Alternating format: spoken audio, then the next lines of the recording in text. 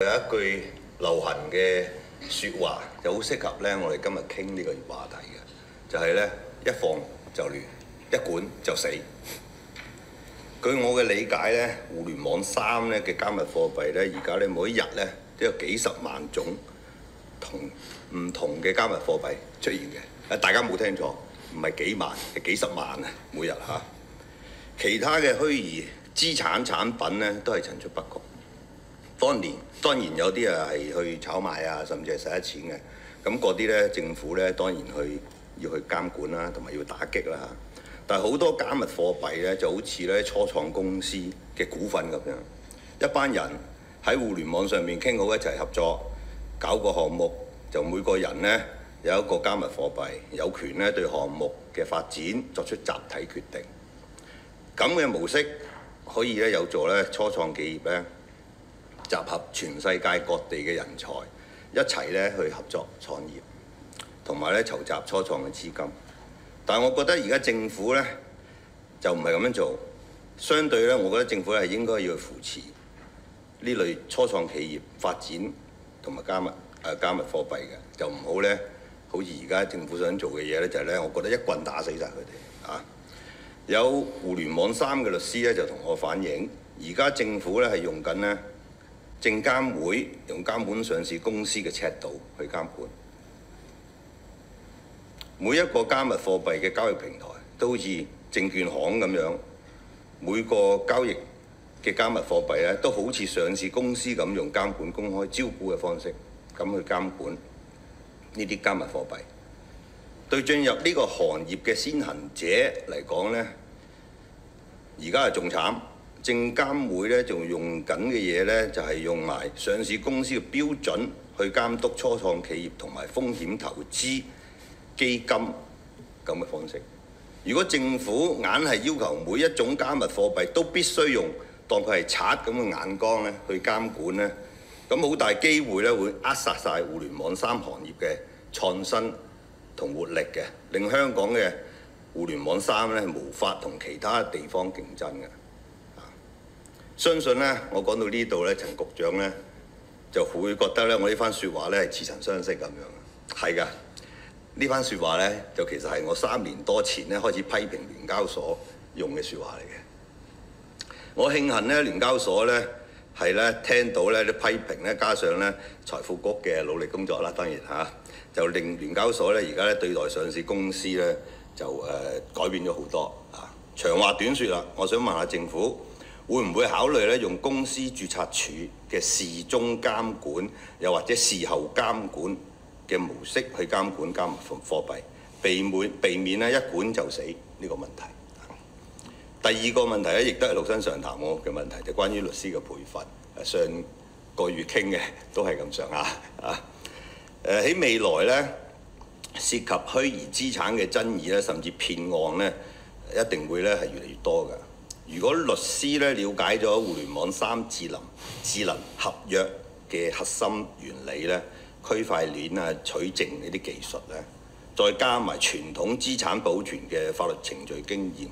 咁佢哋咧就可以更加有效咁樣幫助客戶去追討因為被盜竊啊、被挪用啊，又或者智能合約漏洞所導致嘅損失，可以咧就為咧互聯網3嘅投資者咧同使用者咧提供更穩陣嘅法律保障。同埋同一個説話啦，政府咧有冇考慮過提供啲資助？唔知局長有冇去做下功夫，同我俾啲律師參加區塊鏈同互聯網3嘅相關培訓課程，令佢哋咧更加好咁樣維護投資者同埋使用者嘅權益。2個問題，主席。好。局長，原則性問題先。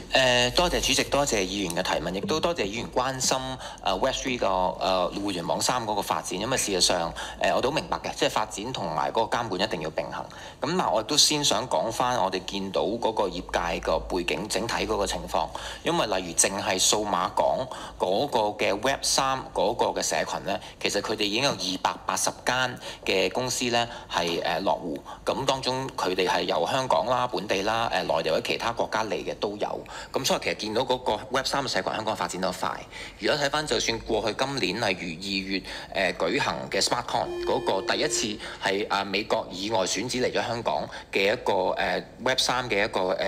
大型嘅會議，或者咧今年再次喺香港舉辦4月嘅時候有嗰個 Web 3嘅嘉年華有幾萬人出席啦。你見到佢哋個規模同埋佢哋嗰個認受性啦，香港作為 Web 3嘅一個樞紐係越嚟越提高嘅。咁亦都希望我想強調一點咧，事實上喺唔同 Web 3嘅領域，其實我哋都盡量係叫做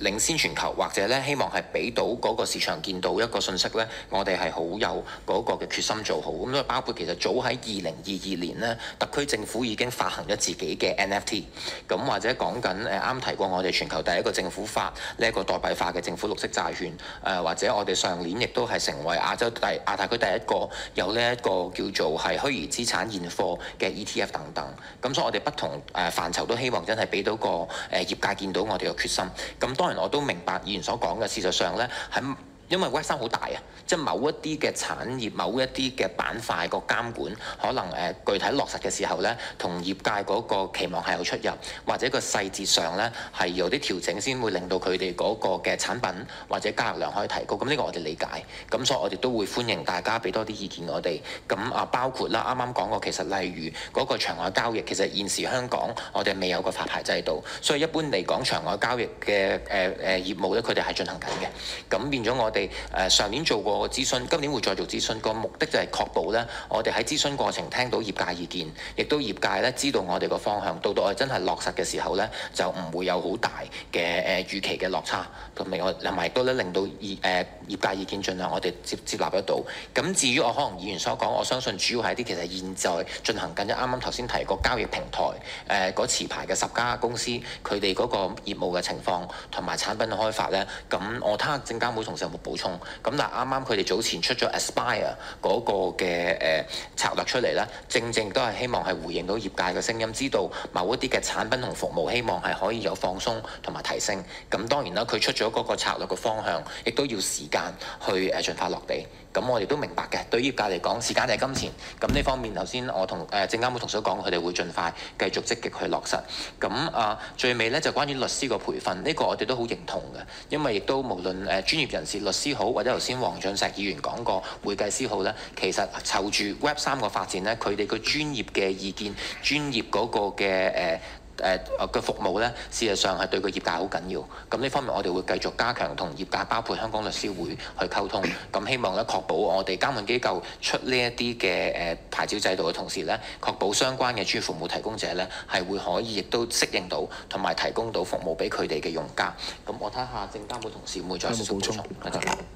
係咁我哋證監會開頭一監管嘅時候，其實係比較嚴謹嘅。咁所以我哋2月份推出嗰個 Aspire 路線圖，都係希望睇下有咩位可以適當地放寬，咁令到業界